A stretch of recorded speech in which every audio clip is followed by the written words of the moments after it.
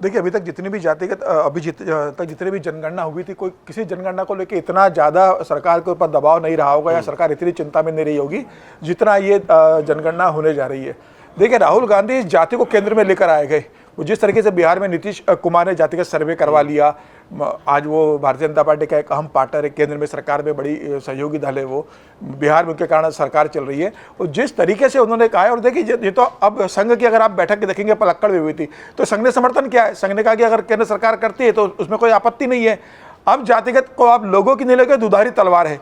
Bharatiya Janata party के सामने मजबूरी है कि अगर आप नहीं लोगे तो कांग्रेस और विपक्ष दल ये नैरेटिव पूरे देश पे चलाएंगे कि देखिए जातियों को ये संख्या जानना नहीं चाहते, जाति की संख्या कितनी है देश के अंदर, किसी कितनी हिस्सेदारी बताना नहीं चाहते, इसे सरकार ही नहीं करना चाह रही है। जातिगत सर्वे अगर केंद्र सरकार कराती है, जातिगत जनगणना करवाती है, तो उसके आधार पर राजनीतिक ताकतें अलग गुट तैयार होंगे, किसका कितने जनगणना उसके हिसाब से राजनीतिक दल तैयार होंगे, राजनीति तैयार होंगे, राजनीति में वो अपनी हिस्सेदारी मांगेंगे।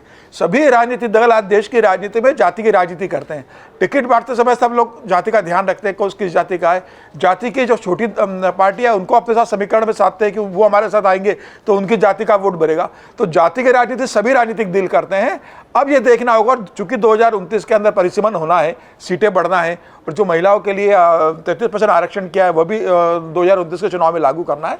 तो तय था कि उसके पहले जनगणना करवाई जाएगी, उसके बाद परिसीमन होगा। तो मुझे लग रहा है कि केंद्र सरकार जातिगत आरक्षण की ओर बढ़ेगी, लेकिन जातिगत जानकारी इकट्ठा करेगी कि कैसे लेना है, लेकिन वो तरीका क्या होगा, सरकार अब इसके ऊपर विचार कर रही है कि किस तरीके से किया जाए कि जाति का जो जानकारी एकत्रित करना है, जो विपक्ष कह रहा है वह भी हो जाए और केंद्र सरकार की जो भूमिका है वो भी ले जाए। तो कोई रास्ता सरकार निकाल रही होगी। मुझे लग रहा है कि सरकार इसे पूरी तरीके से खारिज नहीं करेगी, क्योंकि इतना राहुल गांधी के इशू बनाने के बाद भी कभी भी भारतीय जनता पार्टी ने यह कहा नहीं कि हम जातिगत जनगणना नहीं करवाएंगे।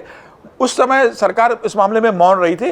अब मुझे लग रहा है कि जो संघ ने जो बयान दिया है उसी आधार पर मुझे लगता है केंद्र सरकार आगे बढ़ेगी, और ये तय है कि वो करवाएंगे जरूर, लेकिन किस तरीके से करवाएंगे, उसका आधार क्या होगा, ये देखने वाली बात होगी। अगर आप ये वीडियो YouTube पर देख रहे हैं तो हमारे चैनल को सब्सक्राइब कर बेल आइकन दबाएं, और Facebook पर देख रहे हैं तो हमारे पेज को लाइक करें। 8 मिलियन प्लस सब्सक्राइबर, आपके इस भरोसे के लिए बहुत धन्यवाद।